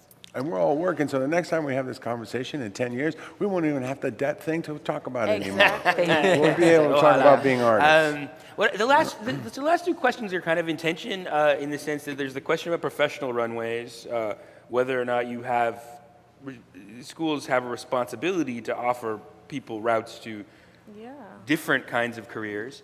And then there's the question about, whether there's even a right path at all. I feel like the panelists favored the second answer, actually, in that everyone is speaking about art as a calling and not as a career, which is interesting to hear from people who run art schools. What about the question of professional runways? I mean, I know in photography, there's, of course, you could be a commercial photography and make $100,000 in a day doing a photo shoot, right? For a magazine or whatever the big thing. Go get that $100,000. Right? I know many of my peers who are photographers, they are commercial photographers, and if they get 4 or 5 jobs for the year, they're straight, right? Then they could go do the things that they like to do, like go and do these, But do you plug them into that? Is that we don't, because does the school feel a responsibility to make those connections? Because we are at the MFA, we don't really, at the MFA it's different. So it's not really about commercial or what in that way. So, and with our undergrad, we do have, I don't think that it's necessarily fit to go right into the commercial field, even though we have people who are just so brilliant, so they end up doing it anyway.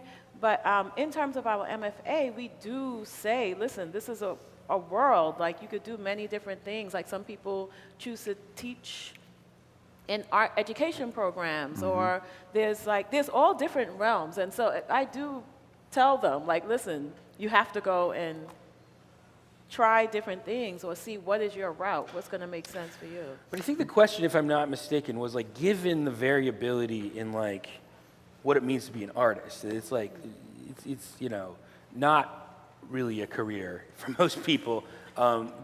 Does an art program have the responsibility, or should it be proactively thinking about everything else you could do with the career, the things it could connect you to? Is that?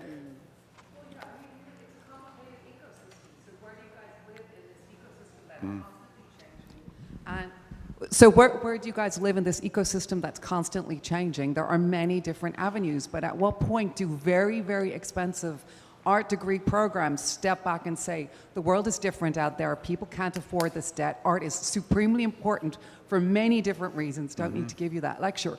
But where do our students actually find livings and are able to actually make studio work, or whatever it is that is their choice? That seems to me a question. Now, there seems to be a deep lack of leadership in the arts market writ large. Sorry, I'm not pointing fingers at you guys, but where does that conversation even live these days? Yeah, and I really struggle with this because I have been teaching a very long time, and I can see over the changing cultural and economic context how people find a way out of precarity.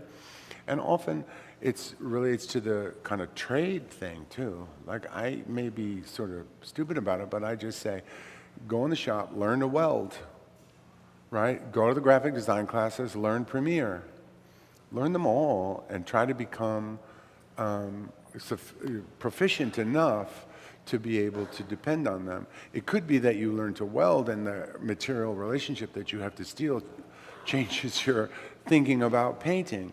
So, I mean, it's all a kind of a mix, but at the same time, I do think there's lots of practical things. And I don't know in terms of this idea of the creative, but I do know that a lot of undergraduates that come out of Cooper, they figure out a way to make a living. Yeah. They do, and it's more related to what Field said, I think also. The precarity of the loss of the middle class that we're all experiencing now means that a lot of young people actually can patch it together in a way in which this sort of, what do they call it, the gig economy or something like this, where they're working 2 days doing something else, and they're making beautiful objects on Saturday to sell to rich people. And the other days they're doing what they want, and it's crazy. It's like unbearable in terms of like management and time and focus, but I think like skill sets are there in art schools. Also, I think it's maybe a slightly unfair question to the art schools themselves. I think of a law school.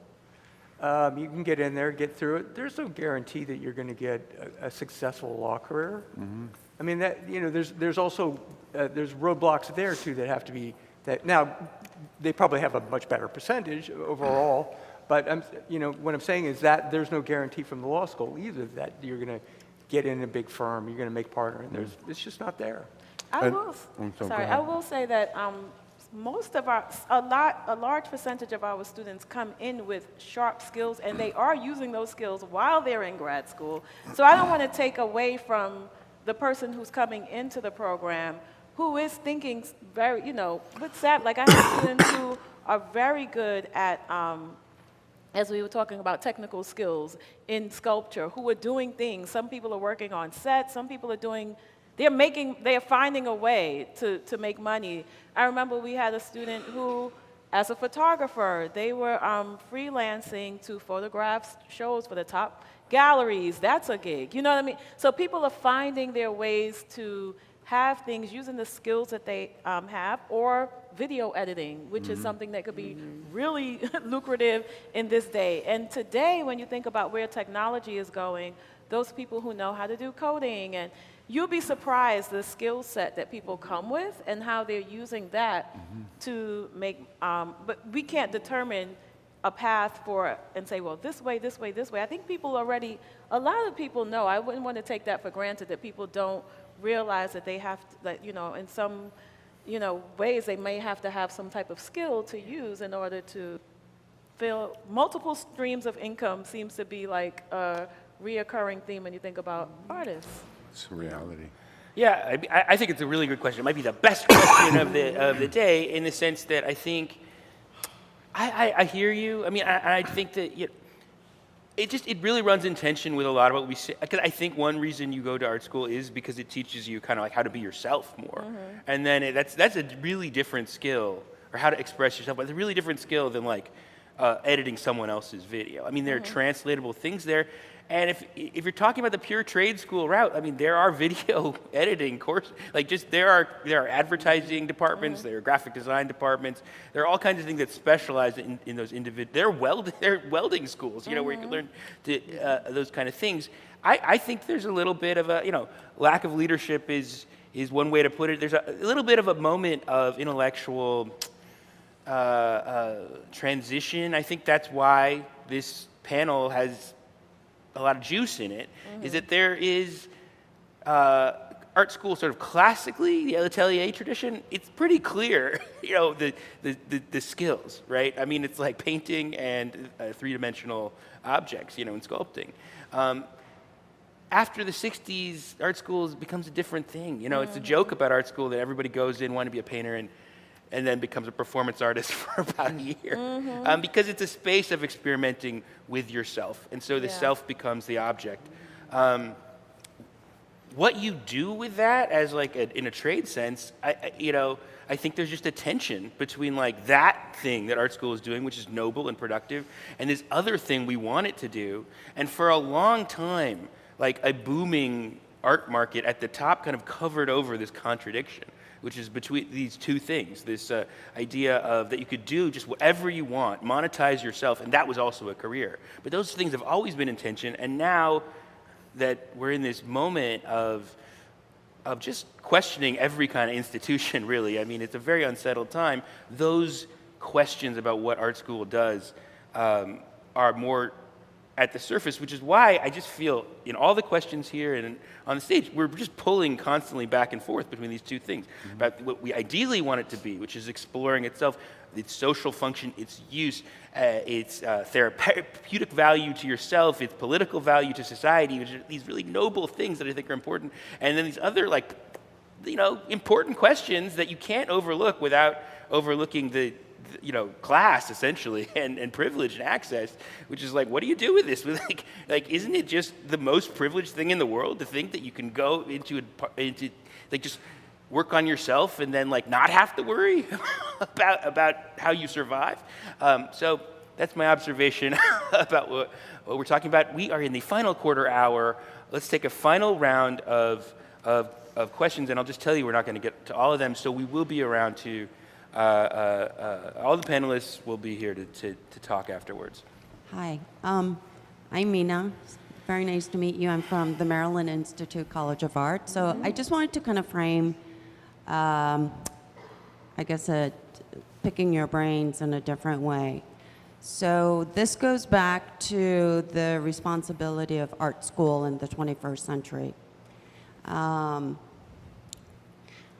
That is related to the mission of art school, right? Like, what is the mission of art school? And I think I'd like to get your takes on what are some new curricular and pedagogical approaches to thinking about future students. And I'm speaking about students 20 years from now, the ones who are being born today, and being born, you know, knowing that they're already artists. So 20 years from now, like, what do you do to prepare now in creating the mission of art schools today to help prepare the incoming students of the future? Humble little question of what is the art school of the future? I have a question that kind of mirrors that. I'm just asking all of you, you represent different approaches to art schools, whether it's a low impact or more of a no time base here at the Art Students League. Given that a lot of the arts training started as atelier style, where you're studying with someone, then you're in art school and it adopted a college model. It's a 2-year program for an MFA, a 4-year program for a BFA. Do you feel that model works? Where someone here's the beginning and the end of your life in studying art. Just wondering, like, you've all been teaching for quite some time. Does this model need to be challenged, or do you think you can, within that time range, is it the proper amount of time to prepare someone? Okay, 3 more.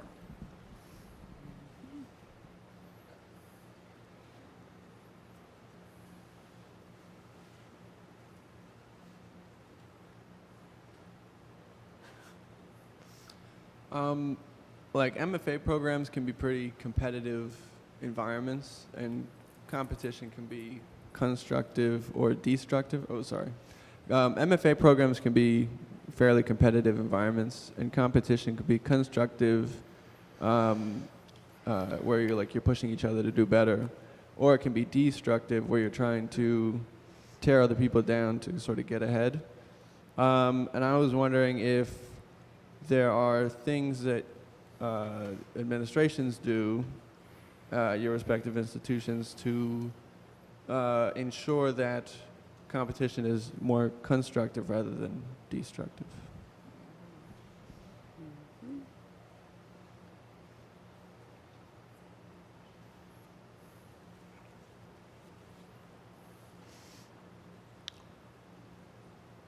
I have a question I think we've already maybe touched on, but I'll ask it anyway. To our panelists, what is the most significant change that you've observed at your institution affecting the education of artists in the last 10 years that concerns you or that inspires you for the future? Maybe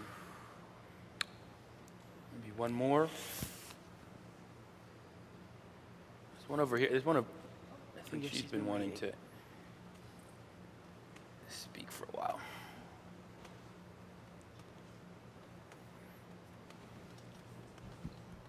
Hi, I'm Shelley Joy.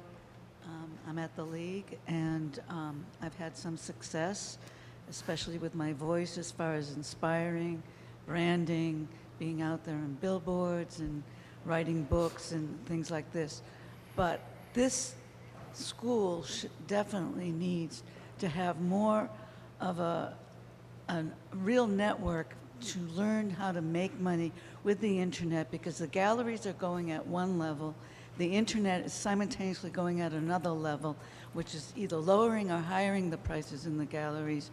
We need to know how to make money with what we do, because we obviously have a passion here, and the debt of the society economically is a crushing because of the elevation of the cost of living. So all of a sudden, people that are in a studio, great, we're in a studio environment trying to work and do things. We have this other economic layer and the simultaneous larger window of the internet opening up. So we're lost in a sea of digital things, but we don't have enough inside how to make money with the art. There's not enough stuff on the internet, because people are teaching the internet, because people are at different levels with not knowing the internet, or old school or older people or younger people coming in with bright and fresh ideas. So we need more of an infrastructure, and probably in the universities, because when the internet goes real fast, and there are plenty of opportunities out there, I see them, but you go, okay, do you do the Biennale, do you do this, do you do this? You can't even make a schedule. So I'm just hoping these institutions, and especially here, has a better infrastructure on how to make a living with art. Okay, I think that'll be our last question, just because we have 5 minutes left, and it's been a long panel. So I'll refresh your memory. Question over here about the curricular changes that set us up for the art school of the future. The question from Michael about, does the finite model of work, a beginning and an end of the study of art, questions about constructive versus destructive dynamics within art programs, and what your programs are doing to manage the difference between those two things. A question about the most significant change, positive or negative, and then making money on the internet. How do you do it? Tell me. Any thoughts on any of those things? Sorry, I know it's an inadequate format, but there's too many questions.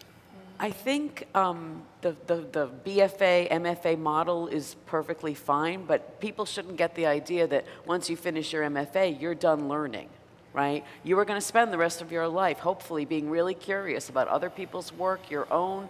You keep reading, you learn as much as you can about art history. And I don't mean like only European, like what's the global history, right, of painting.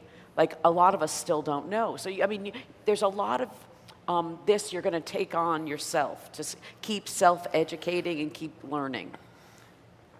On the curricular thing, the stuff we're doing at Cooper, it's again only undergraduates, is one, there is a finally, a concerted effort by faculty from the humanities and the School of Art to decolonize the way that we teach the liberal arts. And that means not just focusing on particular ideas of the geographical, but to reconstitute the conditions around notions of what mastery is, what the idea of teleological notions of knowledge, like where they come from and how they come from, because that Enlightenment story that we all inherited is a nightmare, and we need to get out of it. I think that's for all educational contexts. The second thing we're doing is we're trying to provide more ways in which notions of technical learning can be brought to students in a way that's actually kind of really efficient. It's like, dude, I just want to learn how to learn Premiere. I don't need to listen to Doug talk to me about philosophies of life. Can I just have a class where I can just figure out the application, please? And so we're trying to add these new classes that are called technical classes. Because when I teach and a lot of my colleagues, when we teach a studio class, we're involved in the critique and we're involved in this destruction, creation kind of narrative of like what a human being is and stuff like that. Whereas like I'm working really hard now there anyway to make classes that are just learn how to do this, get the skill set, and then figure out how you can make this skill set work in relationship to a different idea of knowing. And that means we got to, art history. I mean, I'm with Barnett Newman. Like teaching artists art history the way that we do is like teaching ornithology to birds. It just has to be rethought. Because we're the people who are doing it, and this linear stuff and this teleologies of like first that happened and then that happened and then that happened, so now you happen. Like this, we're not in that history. I don't think as artists we ever really have been, or that idea of the historicist. We need to like show the past as if it's the present and the present as if it already happened. It's a hard thing. I'm not a humanities professor. They won't let me teach humanities classes because I don't have the advanced degree. Right. I just got banned. What? I just got banned for not having a terminal degree in the liberal arts. So anybody out there got honorary PhDs, let's start passing them around, because then we can be in those teaching those classes. And no offense to the brilliant art historians and literature people who are teaching in my program. We are at the 1 minute mark. Any final thoughts from any of you? No. I mean, I agree with everything you said 100%. And it's so interesting because it's hard for me to not think about the larger society, especially as someone who's worked in public schools.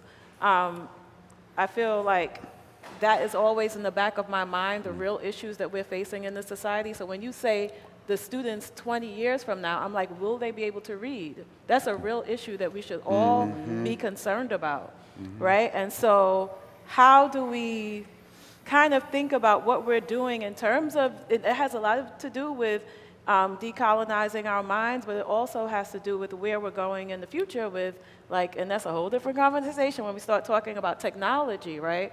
So, but there's something about I feel like we're at that crossroads in terms of how much are we going to just follow money and just fitting in and doing as this society tells us to do versus thinking about how do we think critically, how do we think creatively about what is set for us or how we break what is set for us as human beings, period. And so in the school, I could say that I have colleagues who are also thinking outside of the box and thinking about how we teach. Like when I'm doing my undergraduate photography class, we're not only learning about how the things that we were beaten in the head with about who the forefathers of photography is. You're going to learn so much about the world and how different people approached it. And photography is a tool of the colonists, right? And how do we break that, right? So it's all of that type of stuff that we're doing to shift. At least I know I'm doing that in my courses, to shift so that this way when we're in this space of learning and thinking outside of the box, we're not starting from a box that's secluded and tainted with all types of isms. We're starting in a different way. So I go on, but yeah. Well, thank you very much to our fantastic panelists. Thank you very much to you, the audience, for sitting with us and for the great and engaged questions. Thank you all. Hi, everyone. Hi. Oh, I forgot the me too. No A little worries. worried.